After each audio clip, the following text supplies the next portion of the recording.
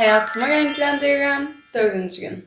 Deməli bu konsept 10 günlük olacaq. 10 gündən sonra bu videoların davamını çəkməyəcəm. Daha fərqli videolar çəkməyə çalışacağım. Gördüyünüz kimi burada yemək hazırlayıram və onunla birlikdə mahnı da oxuyuram ki, enerjim yerinə gəlsin.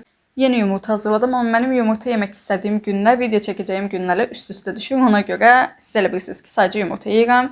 Yanında da çörək suxarisi qoydum. Bunu çox sevirəm, amma normalda hər zaman səhər yeməyində istifadə etmirəm, yəni yemirəm. O qədər qəşəng görünürlər. Üzərinə istiyotu çox tökmüşdüm deyə görüntü biraz qəribə oldu, amma heç nə olmaz. Ayrıca da çayın qaynamağını gözləyirəm. Artıq bunu yeməyə başlayacağım. Yeməyə çünki soymağını istəməm, isti yemək daha qəşəngdir. Çay zaten qaynayacaq indiyə.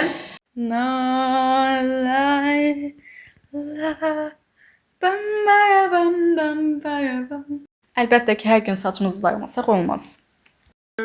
Qapını bağlamamışam. Videonun konsepti həyatımı rəngləndirirəm deyə biraz dəyişiklik olsun deyə saçımı dalğalı etmək istədim, amma alındıra bilmədim.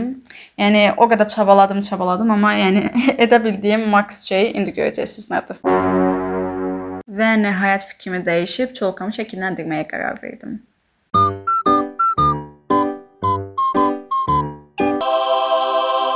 Digər başlıqla çolkamı şəkilləndirdim və çox qəşəng oldu. Mən çox bəyəndim. Və bir anda mənə makyaj etmə pərləri gəldi. Buna görə də makyaj etməmi izləyirik.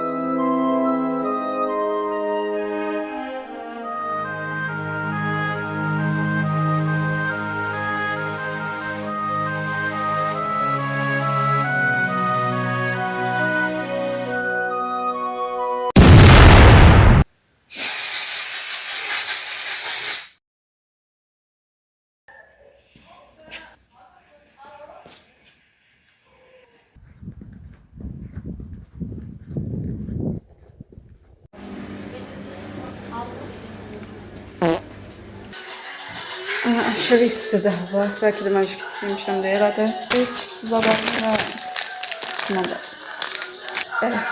Neyse dostlar, mən bugünkü günü də burada bitirirəm. Ümid edirəm videomu bəyəndiniz. Like atıp abone olmağı unutmayın. Öptüm. Bye bye.